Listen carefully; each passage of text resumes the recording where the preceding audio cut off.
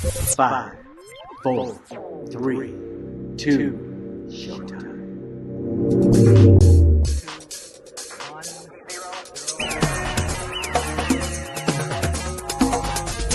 Dos, tres, cuatro.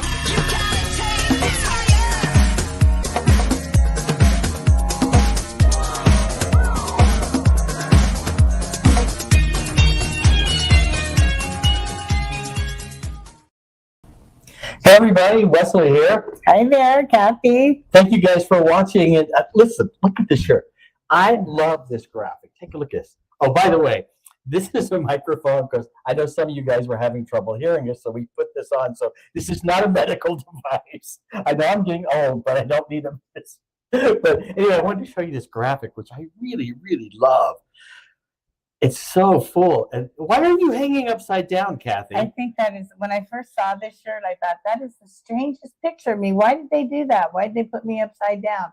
But it's from the episode where I'm hanging on the rope. So now I understand it. But it's still like, it's just like off here to the side. It's just a weird little thing. But do you know what's really weird is buying shirts online or with a picture on it. You're paying for your own image. I love it. It's very strange. I know.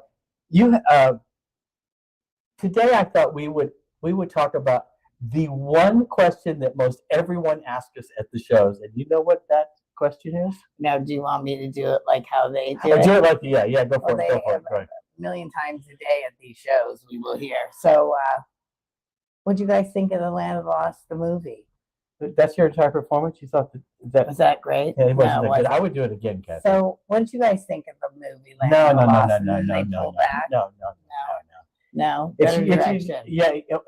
It has to have that. We didn't like it, but what did you think? Oh, that's it. That's it. So, what did you guys think of the movie Land of the Lost? So, what did you think about the movie? I mean, is that better? That was good. That was better. Was? Yeah. So what did you guys think about The Land of Lost, the movie? And then they pull back because they have thrown the question out, and then they pull back because they don't know what we're going to say. So that's exactly. It's a physical thing. They go, so what did you guys, they'll lean in. So what did you guys think about Land of Lost, the movie? And then they kind of pull back. They wait for our response. Yep. I thought that was good. It was good. Acting, third time. Yeah, time is money, Kathy. That costs us a lot. That costs us a lot of extra money. I need a better direction. That was it. So today, we thought we'd talk about our experience with the movie and our hopes and dreams and our failures and whatever happened. You know what I mean? I had big hopes. We had huge hopes. I had the biggest hopes ever. So what was it like when you heard they were doing the movie? It was like, because life and the universe and God and all of that has been like so good to me. So when something super magical happens in life, I'm extremely grateful. But it doesn't like shock me that bad. Like, you know what I mean? It's like life has just been really good. Yeah. And so and I try to live good, so it's like when something. Wait a minute, I read your book, Kathy. Life has been a little interesting. No, those were just things that I had to learn. But anyway, so I just had the biggest hopes and dreams, and I was so excited, and then it just wasn't what I thought. Well, I got the call from Marty Croft's office, and thrilled that I got to go at Universal to meet. And they were doing this, and it was Will Ferrell's doing this big movie at Universal, and we're going to go meet this amazing director. And there's the promo for it with Danny McBride, Anna Friel, and Will Ferrell, and so excited. I thought, oh my gosh, this is going to be a comedy, but it's going to be like Jurassic Park, and a drama and film. So I get to go meet Brad, right? And he was the director, Brad Sieberling, and he directed some amazing movies. He did one of my favorite was Casper, which I loved Casper, and your favorite movie was City of Angels, which in the last video or podcast last week I said City of Lights. I made a mistake. Right. City of Angels. So going to Universal, and we're going. And I met Brad too. Yes. And had a great interview. And I think Phil Paley, with Chaka went to meet him. We were all so excited, and we were all promised parts in the the movie, and we were, thrilled and didn't know when we were going to shoot. But we go to meet Brad. I went by myself and met Brad, and he was like a huge fan, he said, of the show. And I'm thinking, well, this guy's got, he's got credentials. This is going to be fabulous. Can I tell you Yeah. just really quickly what please. happened when I met Brad? First of all, they call me Mellow Yellow. I mean, he is just one of the most mellow, cool people. And when I walked into his office, he was sitting behind his desk, and I sat down and we started talking and everything. And he goes, you know what, do you mind if I come around and sit next to you? And I thought there were 2 chairs like this, and I thought he was just going to sit down. And he reached over and he spun my chair this way, and he turned his this way, and he was dealing with me like this, straight on, and talking to me. And he was so warm and so wonderful, and he had such a great concept and idea of our show and what was going to go forward. I was blown away, and nothing resembled what he told me when we arrived at the set. No. Not even one thing, not even our dressing rooms. So the man, before we arrived at the set, I talked to Marty, and Marty says, "Come on down." I was Sid, and I was there with Sid on the lot, and Sid was excited and saying, "Oh my gosh, wait till you see these Sleestak costumes! They've spent this fortune. They have all these Sleestak costumes, and the only difference with the Sleestak was that when they opened their mouth, they had double teeth, which were exciting. And it was, oh my God, Enoch was going to be there, Chaka, all the characters were there. And so Marty says, come on now, I want you to come to the set. And I know Phil went to see the set too. And I go to Universal, and it was the jungle. And they had dug out the floor of a soundstage, and it was deep, and it was amazing. And I see Will Ferrell, he comes running over, goes, Wesley. And I'd never met him before. But he said, Wesley, guess what? I got to sing the theme song yesterday, because he knew that I had sang the theme song. Did you know that I sang the theme song in Land of Lost? Every time you say it hits me like a surprise. Marshall, Will, and no. Anyway, I got to tell you, that scene is one of my favorite in Land of the Lost movie, because Will is going, Marshall, Will, and Holly on a routine expedition, met the greatest thing I ever know, high on the mountain, destruct their tiny raft, and a bug lands on him. And he goes, ah! And he do the voice of us going over the waterfall, but with the bug. But the best line of that is the bug lands, and the kids go, ah, like that. And he goes, good one. Yeah, and he keeps going. You're right. That's the part of it that was exactly. funny. So it was funny. So he was great. And then Danny McBride, who was playing Will, comes over to me, and I pretend to light a torch, and I light the torch, and I hand the torch to Will and say, I'm passing the character Will on to you. And he took the torch, and it was really beautiful. Anna Friel was amazing, and I was excited, really excited. And I can't wait. What are they going to write for us? I mean, what kind of scene? And then we were at the La Brea Tar Pits, and I got, they showed us that egg of the Sleestak. Yeah, but before then, Kathy, the disappointment had started. Well, we got the script. And the script, they didn't write anything special for us.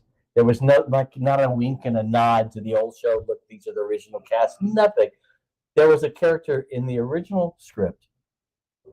Will Ferrell was so broke and so broken down in his profession that he was parking cars at the La Brea Tar Pit.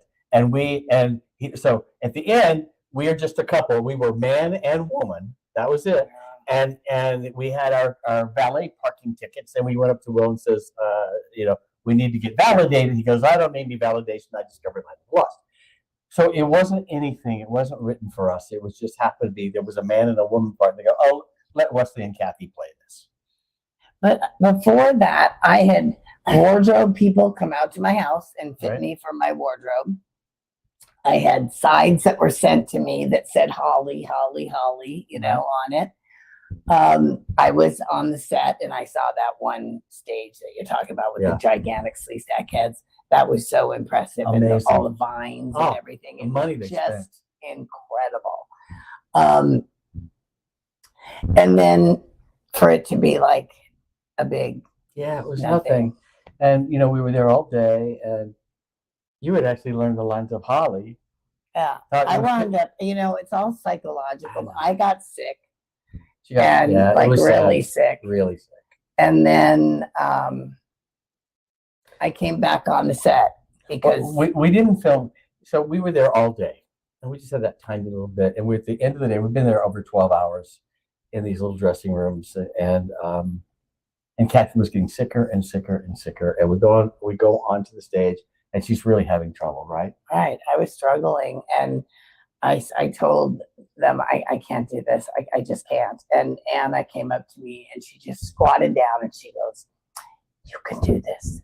You can do this." And I said, I really don't think I can. And she said, "No, you can."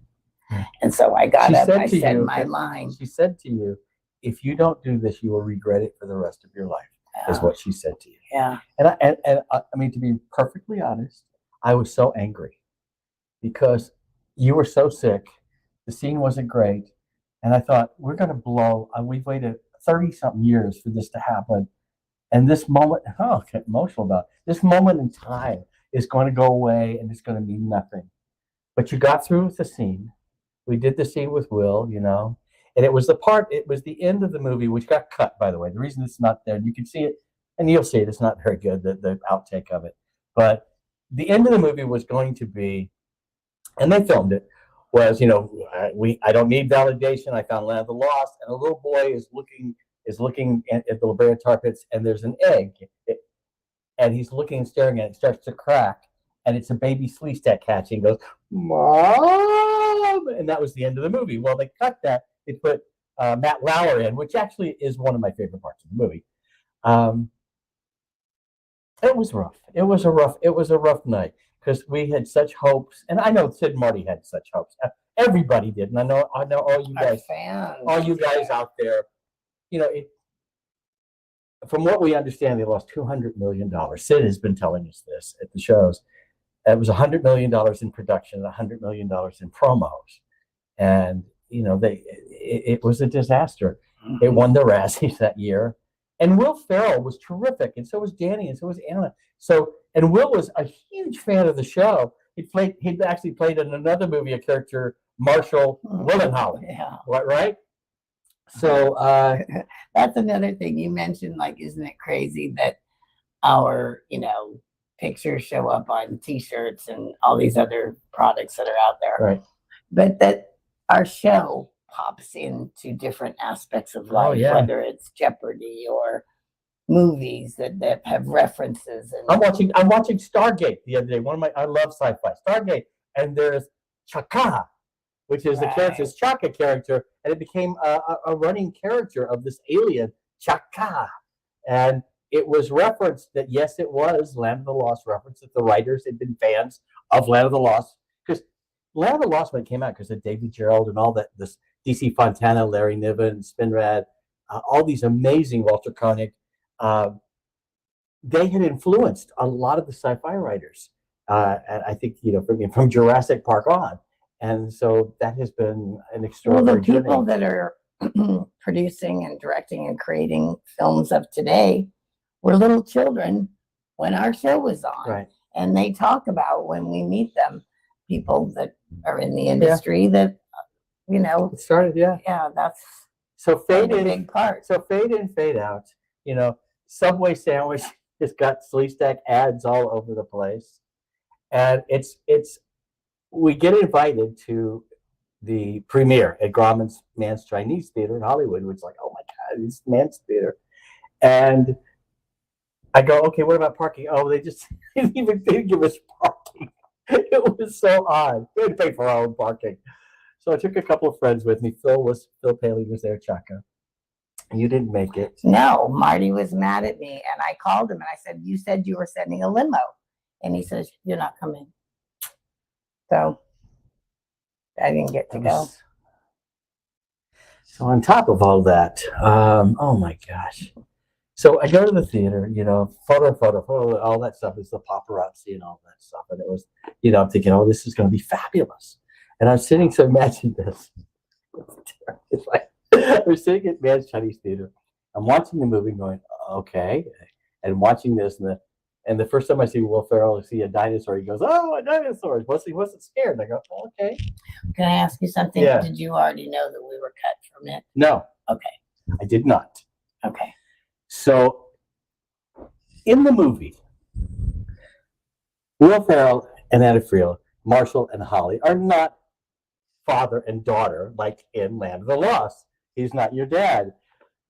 But in my mind, it's still Marshall and Holly and Will. And I'm watching, and there's a scene where Will Ferrell kisses Anna Friel. And I'm sitting there, it's really quiet in the theater. And Will Ferrell kisses Anna Friel. And I go, ah! Like that loud. I couldn't help it. I didn't mean to do it. And everybody's looking at me like this. And I'm going, oh. So, obviously I watched it and I enjoyed some of it. I laughed. I loved the end of the movie and all that stuff. We went to this party and Marty was there and Hemingway and the celebrities, all these celebrities were there, and Sid was there, and Phil Paley was with me. And in fact, Slats, I think we even have a Muriel. Muriel Hemingway. And because you go Marty Croft and Hemingway. So, do we have that picture, Slatch, of Marty and myself on this thing? There he is. So there was Marty and I at the opening. That's a nice photo. Isn't it nice? Mm-hmm. And Sid was there. There's Sid Croft. Very nice. I know. And also Will Ferrell. We took pictures with Will. Yeah. Cool. And then look to on his right shoulder. That's Bruce Valanche, the very famous writer of Hollywood Squares and wrote all the Academy Awards. One of the top comics in the world. And then I think then there was Danny McBride. They're the two Wills together. It was a lovely party. They had ice sculptures with the Land of the Lost. It was catered. It was upstairs because it was at the Highland and Hollywood Boulevard. And I looked at Phil. So Phil and I are standing there. We're looking at the sea of people and all the waiters and the ice sculptures and all this stuff. I go, Phil, look around you. Look at all this. This party cost more than all 3 seasons of Land of the Lost. And I'm not kidding. Because I think Sid once said that the budget for each episode was like $25,000, $30,000 or $50,000. It was something, but it was nothing. And this was an amazing party. So all in all, you know what? It's just what it is. It is what it is. It's just what it is. If that ship didn't come in for us, And it didn't come in another one. And the cost, it didn't come in for a lot of people. I know everybody was sad that it won the Razzie. It was up against the weekend it came out. I think it was Hangover, the very first Hangover. Of course, Hangover became one of the biggest movies, and so the competition was brutal. Hopefully, in the future there'll be a resurrection of Land of the Lost. We still have David Gerrold's book, which is brilliant. It would take somebody like David to. David, of course, was our head writer, Trouble with Tribbles, for the first year and a half or so of our show, and because of him, we were a sci-fi show. Otherwise, it would have been like the Swiss Family Robinson, a boy and his dad, lost on an island or whatever. Right. But David made it and turned it into the amazing sci-fi that it was. But his idea. He's writing a book, and his idea that we had a little brother that was just too young to come. It was an infant. It was an infant. He was under a year old. And now he's old enough, and he takes our exact same trip. But and he has two. There. But he has 2 daughters, and he comes to look for his family all these years later. Yeah. And David, at one of the Star Trek conventions, we brought us up on stage and introduced us and said he was writing a novel and was almost finished with it. So we're hoping that David Gerrold will finish it. And when he brought us up on the stage, he said, "I want you 2 to be here." And there was like 5,000 people in the audience. He said, I want to announce this here with you on the stage so you can hear that this is real in front of all of these people. Yep. Which was fabulous. We've been very blessed with the Crofts. They changed our lives. They gave us this amazing vehicle because we became best friends. We just lost Spencer Milligan, who was amazing. Phil Paley is part of our lives, like a brother to us. We owe a great deal to the Crofts and their genius. And we're hoping that this will have another life. most everyone that comes to our table to go, yeah, I didn't watch the movie. I heard about it. I started to watch it. It just didn't resonate with them. But I got to tell you something. If you watch the movie now, and separate it from Land of the Lost, had it been a separate movie and not titled Land of the Lost. Funny, and I've read articles about people that have revisited the movie of Land of the Lost, and they're saying, you know what? It now is funny to us because we're not comparing it to the family drama that we were, and that was the problem. It wasn't a drama. It wasn't about a family. It wasn't, it was a joke. Right. But that's what I tell people in answer to that question that they give us is it wasn't Land of the Lost. It just was called Land of the Lost.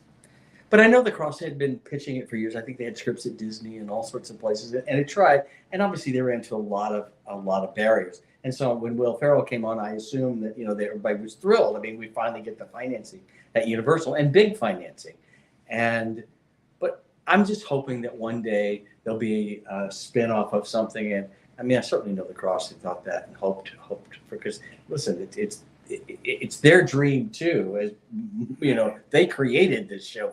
We're just the players in it. So, such hopes. I mean, every place you'd watch, the commercials for Subway sandwich and see the slee stack and all this stuff. And the lunchboxes came out, the repros of the Aladdin lunchbox from the 74 with all the DVD sets for all 3 seasons. All these things that we were able to do. And anyway, so that is the question we get asked a lot. Did we like the movie? Yeah, I mean, we liked it if it wasn't Land of the Lost. Would we like it to happen again? Oh my gosh, yeah. Were we disappointed that there was nothing special written for us? Heartbroken. It was a very, very rough day, that filming. And it was a very sad day for me. And you were sick. I was I was very sad. I wasn't angry. I was angry not at you, but angry at the whole moment that we were losing that moment after all these years we had hoped for so much. So that's my feelings on the movie, and that's hard to get out across the table at a show, So yeah, so we thought we'd take the time but revisit the movie at some point. I know a lot of you didn't watch the movie, but revisit it and pretend it's not Land of the Lost. Just I remember Sid said to me, and he announced it at a show we were doing. Sid had said he took like 15 pages of notes. He was on the set, and they took none of them. And he said he saw the scene with the slee stack coming out of the caves, and he goes, and it was all brightly lit. He goes, "Turn the lights off. Okay, listen, we had a little technical problem because, we're novices at this. So hopefully this is going to work out. But what I was saying, and my mic actually went out. We're trying these new mics and the battery ran out. But to close up, Sid at one of the shows he was talking about, he said he had 15 pages of notes. He gave everybody all these notes and they didn't take any of them. And when the slee stack, like I was saying, the slee stack came out and the lights were up and he goes, "Please turn the lights up. They're not scary." And his response he said to him was this. He said, "But we spend so much money on the costumes. We want to see them." He goes, "But it's not scary." So he was like in his heart as devastated about the movie as like we were, because his mind and his creativeness and what he sees and envisions, that's the game we like to play. Absolutely. And that's the genius of the Crofts. Yeah. And I'm we were supposed to, Marty had promised that we would go on the promo tours and we never heard from him. And I was going, that's odd. They're testing it here and there. And then I'm hearing rumblings that it may not be testing well. And so again, we are extraordinarily grateful that we got to be a part of the show. We hope that it has another life other than, that maybe another TV series. Yeah, let's end on a high. Yeah, exactly. So, like high on the mountain, it struck their tiny rat and plunged them down 1,000 feet below. Where? To the land of the lost. To the land of the lost. And to close it off, Grumpy would go, roar.